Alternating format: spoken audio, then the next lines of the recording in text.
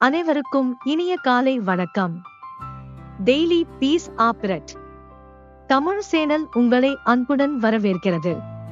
ஜீவ அப்பம் தானே, என்னிடத்தின் வருகிறவன் ஒரு காலம் பசியடையான், என்னிடத்தின் விசுவாசமாயிருக்கிறவன் ஒரு காலம் தாகமடையான்.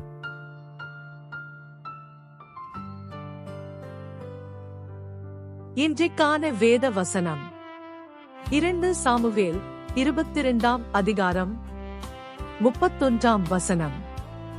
தேவனுடைய வழி உத்தமமானது, கர்த்தருடைய வசனம் புடமிடப்பட்டது, தம்மை நம்புகிற அனைவருக்கும் அவர் கேடகமாயிருக்கிறார்.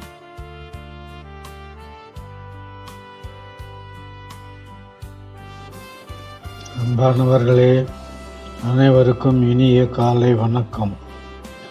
தேவனுடைய வழி உத்தமமானது, கர்த்தருடைய வசனம் புடமிடப்பட்டது, தம்மை நம்புகிற அனைவருக்கும் அவர் கேடகமாயிருக்கிறார் என்ற இந்த அருமையான வசனம் நம்ம வாழ்க்கைக்கு 3 பெரிய உறுதிகளை தருகிறது. முதலாவது, தேவனுடைய வழி உத்தமமானது. நாம் தேர்ந்தெடுக்கும் வழிகள் சில நேரங்களில் தவறாக இருக்கலாம். நம் கண்களுக்கு நல்லதாக தோன்றுவது முடிவில் வேதனையை கொடுக்கலாம்.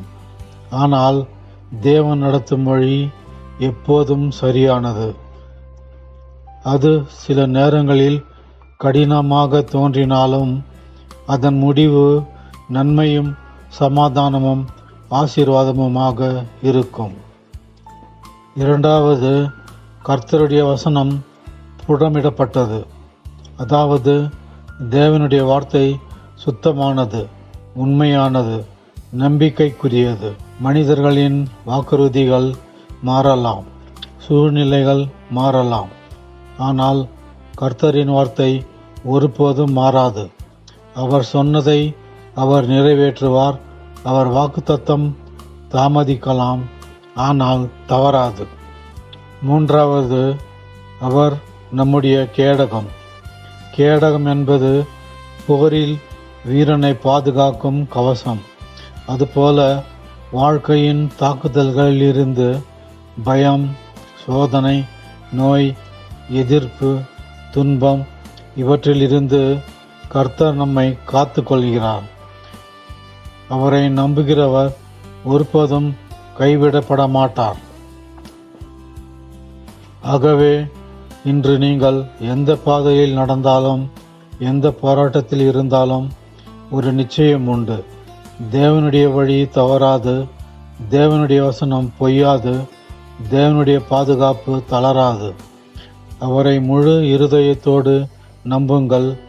அவர் உங்களுக்கு கேடகமாய் நின்று வழி நடத்துவார். இப்பொழுது நாம் ஜெபம் செய்வோம்.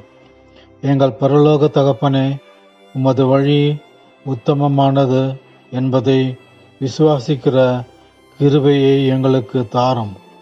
உமது வார்த்தையின் மேல் நிலைத்த நம்பிக்கையை கொடுக்கும். பயம், சோதனை, எதிர்ப்பு அனைத்திலிருந்தும் எங்களுக்கு கேடகமாயிருந்து காத்திரளும். எங்கள் குடும்பத்தையும் வாழ்க்கை பாதையும் உமது கரங்களில் ஒப்பு கொடுக்கிறோம்.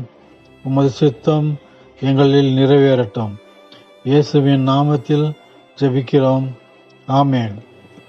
உங்களுக்கு கிருபையும் சமாதானமும் உண்டாவதாக.